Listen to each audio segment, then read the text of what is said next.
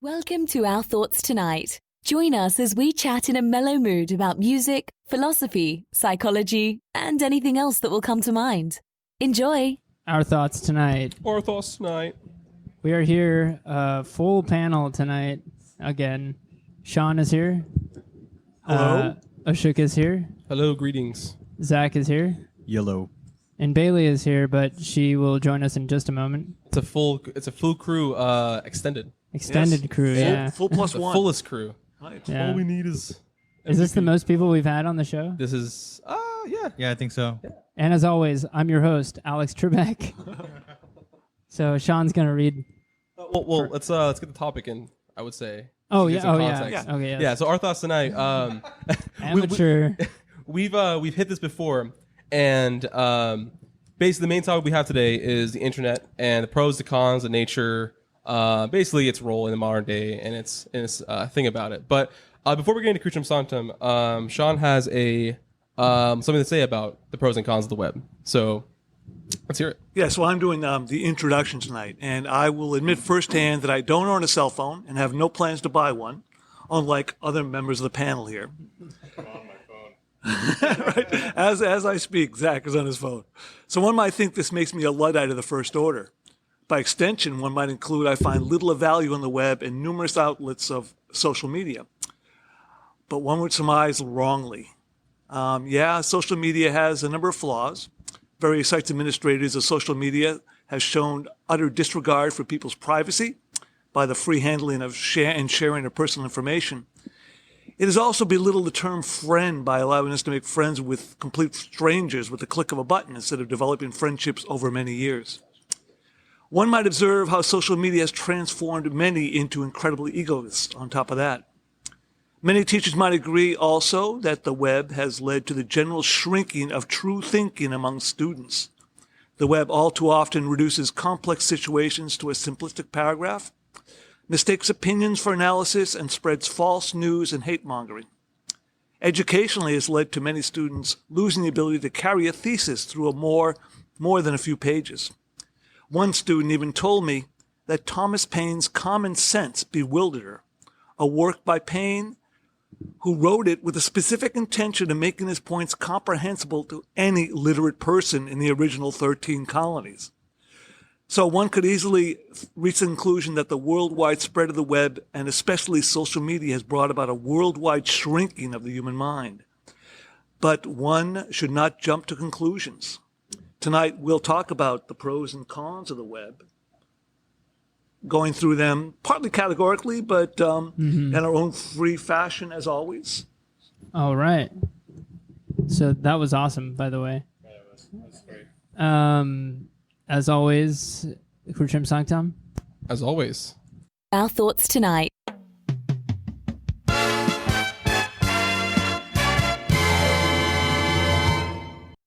We are back. That was Crucium Sanctum. All right. And so we're going to do a little format for this conversation, and Sean will lead us into that. Okay, so I actually had a conversation with Steve Haycox, a professor of history over at UAA, and we talked about the pros and cons of the net, and generally among the intellectual elite, they mostly point out the cons. But Stephen and I also wanted to talk about the pros. And so we're going to go through a number of pros and discuss them as a group. Right. So I'll present 1, 2, 3, 4. So first, all right, social media. It allows us to keep easily in touch with family and friends, both near and far. We can readily share notes, photos, videos, and even links with each other. Is that a pro, do you think? So hold on. Can you repeat the things that we were sharing? Sure. So the first one is social media. Yeah. All right, social media as a whole can be considered a pro on the web. And they share links. Yeah, and keeping in touch with family. I mean, for me personally, I will admit, even though I don't own a cell phone, I'm actually on Facebook because I'm here in Anchorage, Alaska, but almost all my immediate family and cousins are actually not my immediate family, but most of my first cousins and friends are back in Boston. So when I post photos of hiking and climbing here in Alaska, it's a way to keep in touch with them. Yeah. Yeah. I mean, our opinions about it. Yeah. I would. I mean, like, It's like, yeah. I mean, you touched on this later on in the thing, in the letter that you read, but like I don't think it's like one of the most con parts of the internet, in my opinion. And I don't mean like, that's kind of a generic answer that everybody has, but like, it's it's I don't want to say dehumanizing, but it does have dehumanization within it, and it's like, because it's also detriment in the fact that it's, for people who don't have social media, they kind of suffer in a world that's getting more and more connected with social media. So I think it's con in much different ways as well. Do you mean like we make friends of total strangers? Yeah, no, I remember like back in like high school or middle school, like, and it's kind of a personal example, like I don't really have social media, and that kind of was bad because that was much harder to make friends if you don't have social media. Oh, yeah. So it's like, that's probably one of the worst parts about the internet. I mean, the connection is good, and that's probably the best. Like, that's probably the Or you know. have social media and people don't pay attention to you on social media. yeah. Which in theory doesn't really mean anything, but never win. we give it so much value. It does, to us apparently give value. I think that on some level, like that aspect of it is good if you want to keep in touch and if you can restrain yourself and not go on, in an addictive manner. Yeah. But then again, on the other side, I think it kind of takes away from the bittersweetness of homesickness, for instance, because you don't necessarily have to go there, and like you see the people that were in your past every day on your Facebook feed. So you don't get a chance to miss them on some level, which is, I think, a very human experience. Yeah. But then again, if you are never able to go back, like a good example is like Edward Snowden. Yeah. Nobody Perfect really knows example. where he is. They're assuming Russia, I think. But I think he he can went to still Russia. connect with the American people via Twitter. Yeah. Well, that's the whole. Well, it can go both ways with the whole homesickness part. Like, you can see like your people like you talked to like years ago, and you be like, oh, I'm still in touch, kind of, not really, right? But it can also just, put into effect more homesickness, because maybe like you won't remember them on, if you didn't have social media, and then you look on your feed, wow, what is he doing these days? Oh, I'm sad now. Let me compare it can go myself. both ways. Let me compare myself to like what I'm doing with my life opposed to like Yeah, somebody that's actually else's.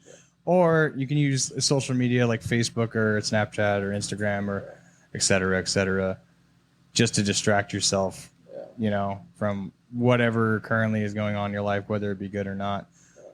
As what Sean said, though, the pro is if you're not from, like, if you're in a different place from your hometown and you can reach out to family, like, yeah, it's beneficial. I have Facebook Messenger.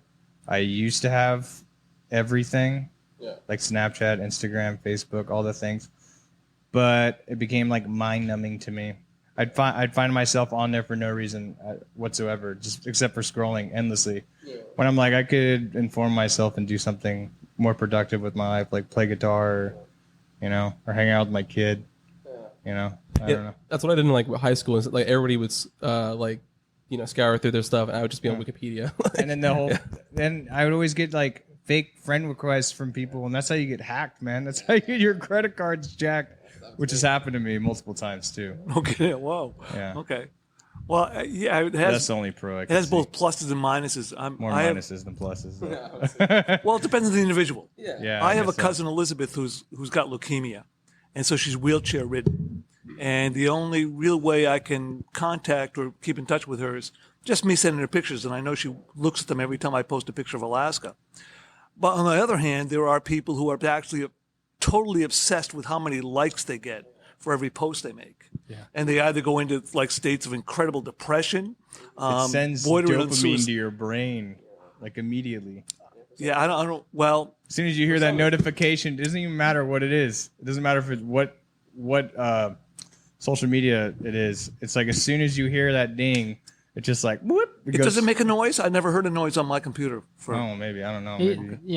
Theoretically, I think if you're on like on Messenger, I think. Yeah. Yeah, it used to be that I think maybe like a notification might have made a noise. Yeah. I don't know. I don't have social media. I know. Me neither. I did. No, I don't. Okay. Yeah, the only one I have is Facebook. Yeah.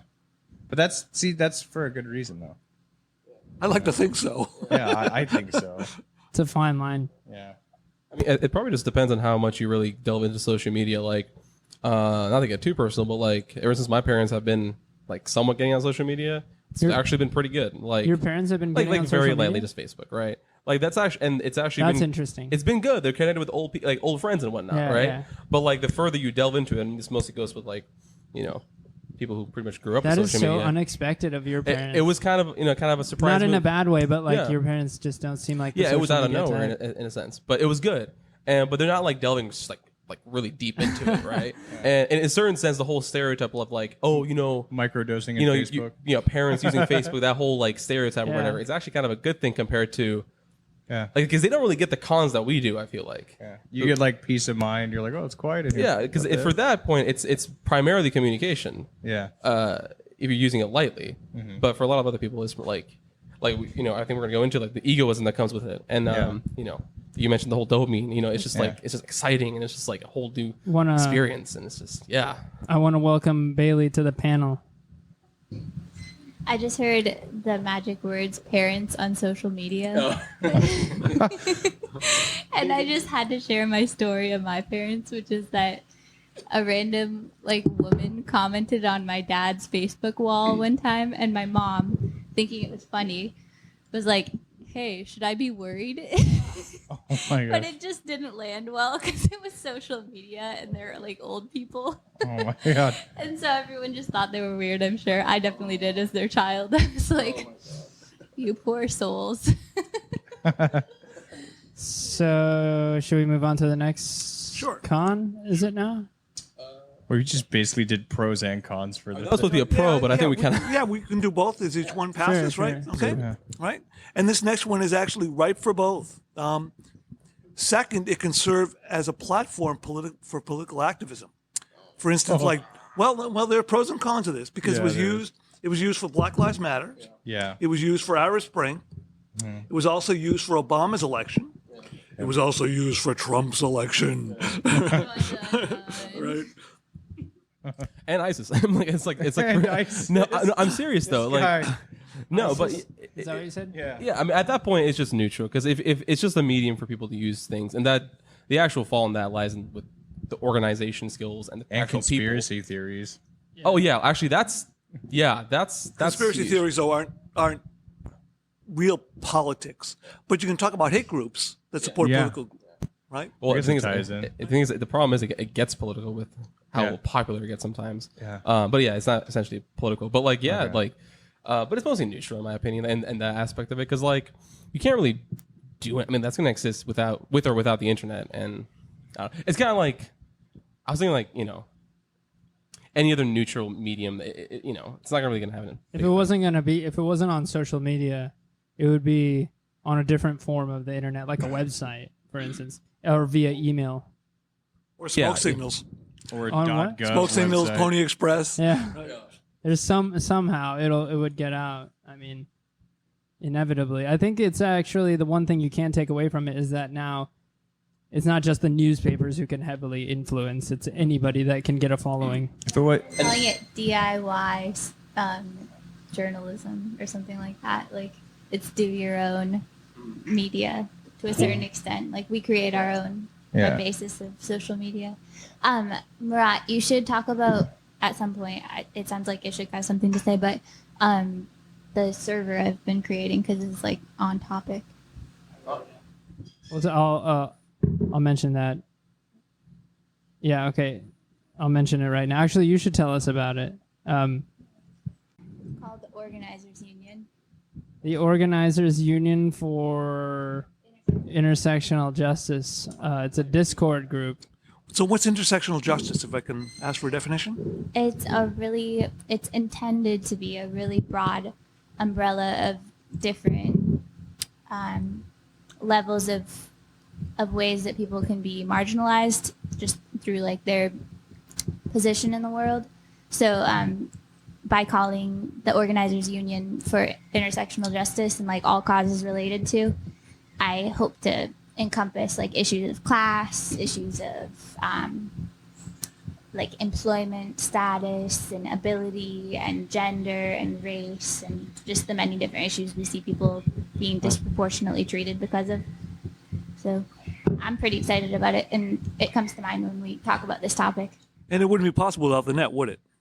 Not at all. Otherwise, people would be sending letters to each other. Right. Or like to give you a sense of what it's supposed to be like, it's supposed to be kind of like an internet-based bulletin board. So my likening would be to like a bulletin board that we all like stopped off at to catch the latest news. But now wherever you have internet access, you can read everything. That's cool. I will put a link for that at the bottom of the description of this podcast episode. If it expires, just comment somewhere and I'll send you a new link. All right. So Political. what about you, Zach? Did you share your opinion on that On activism and the political view of it online? online. I don't know. I don't think it really makes a difference. They're just campaigning their campaign. You know what I mean? Like if it wasn't on the internet, it'd probably be on your TV in between ads or in between shows. You know what I mean? Yeah. Or on it would find its way on some other platform. It's just. Well, that depends on the country, though. It would be on TV. Oppressive true. regimes Then wouldn't it'd be allow in the that. newspaper, like Murad said. It'd be on or like a poster on a wall. Like you'd find out somehow. Well, then again, those regimes will have many websites blocked. Yeah. But And this actually segues into the third thing on this list too. I was going to quickly add a point. Does that connect though? Wait, I was going to bring this quick point before we go into the third point. Sorry. I was going to say that the independent media thing, real quick. It's like, and we mentioned like if it wasn't for the internet, it would just be on TVs or whatever, right? So the whole like effects of the internet and internet in regards to activism and whatnot, it decentralizes power essentially. But in this process, it starts to centralize its own power around the actual internet, where you start to rely on it for the actual activism. So like activism existed before the internet. You take the internet away now, it's gonna be I would probably assume much harder than it was for people before the internet. So in a certain sense, it's not decentralizing power, but it's mostly taking the power for itself. Instead of an actual a group of people, it's more of the actual entity of the internet that's kind of taking it in a certain sense. So think of Martin Luther King's march on the Capitol, right? Yeah. That great movement, right? That was not activated by the net. That was activated by word of mouth. word of mouth, Yeah. television. That's awesome. Right. That's crazy. Right. Yeah, the fact they got so many people there. That's nuts. right. Yeah, even music, like concerts and stuff, it was all flyers under windshield wipers and Yeah. word of mouth. Yeah. Up until We're going like to the 5 show years tonight? ago, What 10 show? years What are ago. you talking about? Yeah, And they go, exactly. No one, Yeah. Does anyone even look at the posters or whatever at restaurants and whatever? I do sometimes. I but, do. Only place It's I do very is rare. at like the music store. That's it. I sometimes look when I'm at like Cars or Fred Meyer's. I always look at the poster board. I'm like, is someone missing, or is there oh look, I can learn Chinese or guitar lessons, but I think I'm decent enough. I don't need that. Cars bulletin boards are tops. Yeah. When I think bulletin boards, I think cars. Yeah, because right when you walk in, it's just like bam in your face, and you're like, oh okay. Well, I feel like I should look at this. All right. Should we move on? Well, we've already actually covered the third one, which is allows for political freedom under oppressive regimes, like an underground newspaper or a bulletin board. Right? We beat you to the Right? punch. We Yes, beat you to the indeed. You question. beat me to it. Right. Nice. But that way it allows for the sharing of subversive ideas, Yeah. right, against any oppressive regime. So we'll move on to the fourth. It allows people to connect with like-minded people through various books, book clubs, chess clubs, hiking and biking groups, and even fellow conspiracy theory junkies. Bailey is in 5 book clubs online. She could probably shed some light on this. There you go. Nice. Okay, great. Can't shed any light. I'm just weak. I'm weak for social connection in books. Okay. I think it's good though, especially now. Obviously, this is the typical conversation everyone's been having over the last years, that people are finding communities online because COVID-19 at the time of this episode has definitely put a damper on everyone's social life. Yeah, for sure. But at least all these things that people are joining groups in or joining in on are like positive things, like running groups or hiking groups or music groups or finding people to play music with or book clubs or so on and so forth, so on and so forth. But like-minded people also brings up, you can also connect with other hate groups. Yeah, exactly, and that's like on like conspiracy theories. Like I said, Right. Well, that's the thing though. Like, it's the same thing with the political thing, where it's like, it just accelerates what was kind of going to happen anyway. The only problem with like joining groups that you're already into is you kind of create your own echo bubble. And that's definitely been a topic that a lot of people have been discussing over the past few years with like echo bubbles within the internet. But like in a certain sense, like subjectively speaking, even if you're joining a hate group, at least for that person, it's positive, and I guess that's still kind of a pro, barely. But I think the real con is really creating that echo bubble where you join a hate group and you're not really getting, adverse opinions. You're joining something that you like, but you're not really going to hear the other person's. And when you're joining a social media group, like if it is like a conspiracy theory or a hate group or like a coup or whatever, it's weird from like an outside perspective because you see it start off like one person, and yeah, it might be in your community, and yeah, word to mouth could pass in your community, but on the internet, it varies. It could go anywhere, and you could see how many people are actually involved or think the same way or have the same values or views as you. And it becomes like a huge collective. Right. And sometimes it's scary and sometimes it's positive.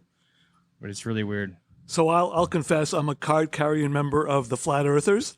How many fellow Flat Earthers are out there? I was going to say, that was what I wanted to clarify, is that nowadays conspiracy theorists get a bad rap. And I feel like back in their glory days, there was nothing wrong with them, okay? No. And I love conspiracies. They're so interesting. So, and then also I wanted to... Well, that begs the question, you take them seriously, though? Well, nowadays... Or are they just entertainment? I don't know. I actually have a theory on this, that there's I found a chart. It's like an infographic on it's conspiracy theories. Looks like an upside down food chart. Some are more grounded in reality than others, and some were actually proven correct. So there is a degree of how realistic a conspiracy theory is. Like at some point, it's just skepticism, and there's reason. Like for instance, COINTELPRO, what is it? MK Ultra. Those came true. Free Britney. This is the next, and that's called the speculation line. The next one is leaving reality. Free Britney. #Free Britney, which is partially true. The JFK assassination. There's a lot of weird questions about that. I'm surprised Operation Northwood's not on there yet. Epstein didn't kill himself. That's on. But you missed a very important grounded level conspiracy theory, which is NSA mass surveillance. Oh yeah, the mass surveillance NSA. And then the next level becomes science denial, where you have crop circles, Elvis is alive, Bigfoot, etc. Tupac's alive. And then the anti-Semitic point of no return, 5G conspiracy, COVID-19 made in a lab, and anti-vaxxers. And then the final, detached from reality, QAnon, deep state, the New World Order, flat Earth, etc. I can't believe flat Earth's still up there. Well, the whole thing is because we're getting into these really thick conspiracies. The whole idea of the decent conspiracies are kind of getting trash, and as a side, like mass surveillance is it's very much true. But I don't know, I don't hear too much shit given to that quote unquote conspiracy. But all the good ones are kind of getting Bashed because all the baby, bad. they're throwing the baby with the bathwater. Yeah. Especially Operation a good Northwood. conspiracy documentary, like the George Harrison tapes. Remember that? Which one is that? False the Paul is dead. Yeah, and all that, and that one's definitely detached from reality. But Yeah, it it's is. entertaining. But when you fact check some of these things, it's if you play this song on Beatles album number 3, it says Paul is dead, and you do it, and it's on there. But that's a confirmation bias. It's just something that sounds like what people thought it sounded like, so they were like, "Oh, that's what it says." Yeah. It's like if they thought made it factual. it was gonna say Paul is dead before they ever heard it, Yeah. and they heard it, then it's like, "Holy shit!" It It's says just Paul is weird, dead. though. I'm not saying that it's factual or anything, but I'm just saying It's just very strange. Well, that's on like a lot of songs. Like I think "Stairway to Heaven" has like the whole like Satan is something What? on that song. Yeah, if you play it backwards or something, there's like Satan. I forget. I don't know. It's like some Playing that's songs like with a lot of backwards songs, and- though. That's the Tin Pan Alley song. That Yeah. Satan is alive, and Yeah, I yeah. accidentally found that. Yeah. I was sitting on the couch, it's the it's shop. the Stevie Ray Vaughan song, Tin Pan Alley. I was sitting on the couch next to the record player, and just out of the blue decided to hit reverse. Yep. And then the first thing I heard was "Satan is alive," And we're like, what? You know what's funny? totally though? randomly. Like because like I used to listen to black metal and shit. Like that's like so much like so less scary now. It's like, oh wow, they mentioned Satan, great. Like But how many Christians actually believe that Satan is a living? I don't know if living is the right word, but an actual entity. All the Christians I know. Like, do Christians actually believe in the existence of Satan? Yeah. Yeah. Okay. Those that I know. Yeah. Right. Okay. Yeah. Means there's 3 billion people on this earth that actually believe that's true, and we're wondering why we're so fucked. well, I mean, I would say American Christians. I mean, European Christians are a little bit less. Good distinction. Yeah. I mean, but the thing is, even with believing that And Satan, African Christians. yeah, I will. Yeah. I would say there are a lot more. I don't know nothing. But like, I mean, I'm not speaking for the Christian community, but at least with the Muslim community, it's like at least the progressive American Muslims. It's like a lot of them say they do believe in Satan, but they don't really believe in Satan, right? Like they don't really act like it, right? If they were to believe it. So like, if so and so says they believe in Satan, it's like, I take a second glance or whatever, and they might actually believe in Satan. They might actually act according to that too. But I grew up as a Catholic, and you would think the concept of Satan would come up a lot, but actually it didn't hardly at all. I don't remember any discussion of whether Satan existed or not. What I heard was temptation, Yeah. which had nothing to do with any entity named Satan. It was just personal temptation. Well, Murat and I were kind of discussing this last night, and we kind of feel like Catholicism is the best version of American Christianity to a certain extent because it's retained the most tradition, and it's done the least doing away. It's also generally pretty happy. It's Catholicism that invented purgatory, which gives you a second chance. And also, I mean, That's what I'd Catholics be. are just, they can take credit for a lot of the good that's been done philanthropically, Right. and otherwise through volunteering and such. It's amazing how many great scientists have come out of the Jesuits, for instance. It's Father de la Maitre who actually he was an astronomer in the early 20th century, and he actually convinced Einstein Einstein believed in a single-state universe, and it was Father de la Maitre that convinced him otherwise, that working on Hubble's sightings of the expanding universe, he convinced Einstein the universe is expanding.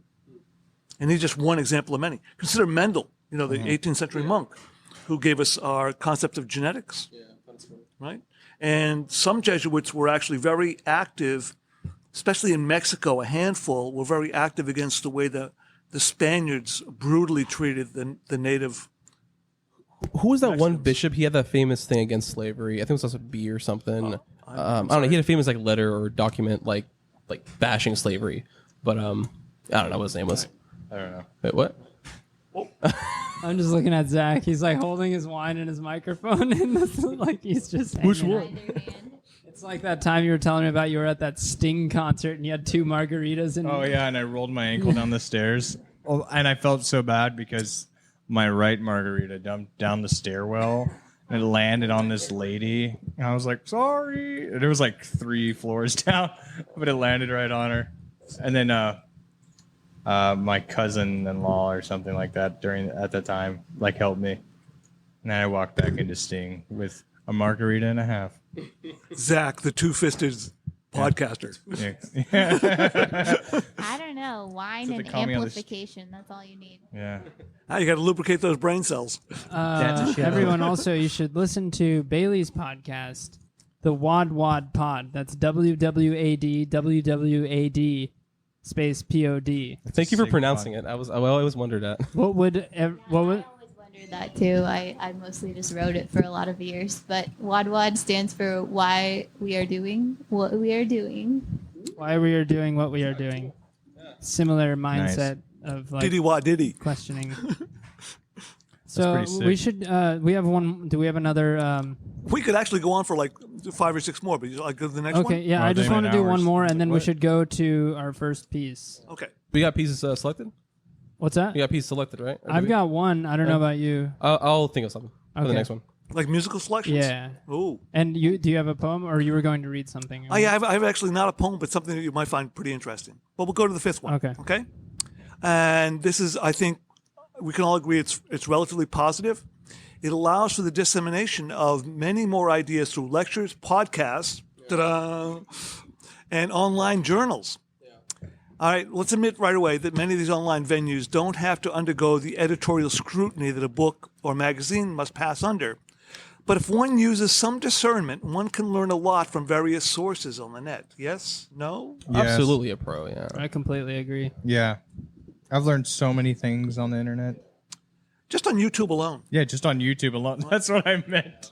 Not even the internet, just YouTube. I mean, on YouTube, you can watch a Giorgio chipmunk do a Rose. dance, or you can listen to some college professor discuss Erasmus Darwin. Or you can go back in history and look up like concerts that you wish you could have gone to, or you know what I mean? The thing is, the knowledge is so much more digestible, right? And I don't mean that like books are whatever, but it's like there are some great like channels for history and philosophy and whatever topic that really do a great job of getting in depth, like the same content you'll get in the book, Making you but just interested digestible. in it. Yeah, like I mean, books are I'm not gonna shit on books or anything, but like Please don't. no, but like for example, there's Have to What a return mess. it. there's a great history channel called Kings and Generals and Historia Civilis. Like there's great ones that go super in depth. Like I'll probably learn more from like YouTube videos than anything else. Seriously. 'Cause I it- teach myself most of the shit I learn in class because the professors poorly explain it.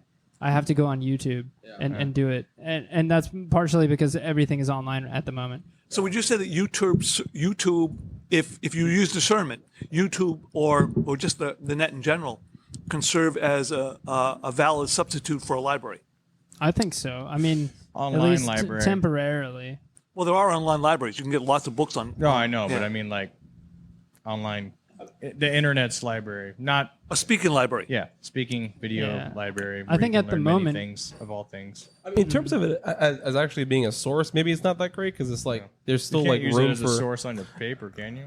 I've used it before, but YouTube? What? well, not as paper. I used it for a speech before, but like Okay. it's not the greatest of sources, but like it's the same thing with like Wikipedia or whatever. It's like it's someone else wrote it, but they got it from other sources, And and most of the time they say where they Yeah, learned it and, from like- or something. and it's usually accurate. It's usually fine. They're not great. It's like you don't cite that stuff, but like it's good to learn. But getting back to the point that if I publish a book, it goes under lots of scrutiny. It's I mean, if you just publish an article, if I publish an article with any historical information in it, and I published a number in many in magazines, Mañana. that there is somebody in their editorial office who is checking facts. Yeah. So every fact I put down, there's Trial somebody and in error. their office who is double checking my facts. Yeah. Now that doesn't happen Before it goes to be published. before it goes in. Yeah, before Yeah. you see it in print. Yeah. Right. But that doesn't happen on the net. I can say whatever I want on the net. Yeah. I can tell you that like Bishop Usher, the Earth was created in 4004 BC on an October morning. Yeah. Same thing goes with Right. opinions though too. Exactly. So you gotta like differentiate facts and opinions. But books and articles and magazines, they do go under that editorial scrutiny. Yeah. But there is a Yeah, they hierarchy do. of like of outlets, right? Like there is. I'm not sure about with the same equalness for a book, but like there are pretty decent barriers for like journals or whatever scholarly journals online or even or even just the word of like the mouth of the audience sometimes garners some educated opinions which prevent it. But the thing with books is like that doesn't mean that like there is that famous book where like that says like China discovered America first, and it's like all over in every bookstore. Like it got through for some reason, and I think it's somewhat the same conditions. I think somewhat exist in both realms. Well, every historian or every author brings biases to their work. Right? And I remember reading a number of books in the Napoleonic Wars where there was one English author in particular, I don't remember his name, but his bias against Napoleon was, Visceral. yes, it was that, but it bordered on irresponsibility. I don't know. I feel like I can serve as embodied substantiation for Ishuk's point because I'm a very autodidactic person who is, I mean, for all intents and purposes, has dropped out of college. And I'm just trying to be heard on the internet. And let me tell you, nobody listens. So that hierarchy does exist. Yeah. Right. So we can actually, turn off a podcast like we can close a book. Yeah. Like this podcast is a great example. We've been doing this for 2 years. I don't know if anybody listens to this at all. Like, I mean, we get like 3 or 4 listens on some episodes, and that's probably me checking the audio quality. Yeah, I was going to say, I'm certain people listen to it. I listen to it. Yeah, you listen to it. I listen to it after I post it. Yeah. So there you go. But no, there's certain individuals that listen to it. Okay, so Next question, or Sean's song? gonna read something for us, and then we're going to go into Bach's Mass in B minor, the first movement, Wow. the Kyrie. Because I've been really into it lately, and it's just like one of the probably one of the greatest pieces of music ever written, honestly. Okay, so I'm going to read, usually I read poems, but tonight, in commemoration of yesterday's inauguration of President Biden, Yes. there have been actually 3 very dangerous inaugurations, and 2 of them were of President Lincoln, his first in 1861 and then in 1865. The first one, he was actually snuck into Washington for fear of assassination. The second one, which took place on March 6, 1865, smallpox was raging through the Capitol. There was an incredible storm, which I'll read about, and also the war was still going on. The war would end in the next month with General Lee surrendering his army of North Virginia to General Grant at Appomattox. And so this is actually, the reason I think this is worthwhile listening to, it's written by one of America's great poets, Walt Whitman, who also served as he also served as a writer of just like newspaper stuff, right? Right. So it actually goes on for a little while, but I'll choose sections as we go on through the day or through this evening. So the first section, he talks about the last hours of Congress and the president, but the next one is incident at the Capitol. So we speak in the past tense. The inauguration took place on the previous Saturday, from which Whitman is speaking. He calls it incident at the Capitol. To begin with the morning of Saturday last, the day just dawned, but in half darkness, everything dim, leaden, and soaking. In that dim light of dawn, under such circumstances, a strange occurrence happened in the Capitol, in the hall of the House. The members were nervous, from long-drawn duty, exhausted, some asleep and many half asleep. The gaslight, mixed with dingy daybreak, produced an unearthly effect. The poor little sleepy, stumbling pages, the smell of the hall, the members with heads leaning in their desks asleep, the sound of the voices speaking with unusual intonations, the general moral atmosphere also of the close of this important session, the grandeur of the hall itself, with its effects of vast shadows up toward the panels and spaces over the galleries, all made a marked combination. In the midst of this, with the suddenness of a thunderbolt, burst one of the most angry and crashing storms of rain and wind ever heard. It beat like a deluge on the heavy glass roof of the hall, and the wind literally howled and roared. For a moment, and no wonder, the nervous and sleeping representatives were thrown into confusion. The slumberers waked with fear. Some started for the doors. Some looked up with blanched cheeks and lips to the roof, and the little pages began to cry. It was a scene. But it was over almost as soon as the drowsy men were actually awake. They recovered themselves. The storm raged on, beating, dashing, and with loud noises at times. But the house went ahead with its business then, I think, as calmly and with as much deliberation as at any time in its career. Perhaps the shock did it good. One is not without an impression, after all, amid these members of Congress, of both the houses, that if the flat and selfish routine of their duties should ever be broken in upon by some great emergency involving great danger and calling for first-class personal qualities, those qualities would be found generally forthcoming and from men not now credited with them.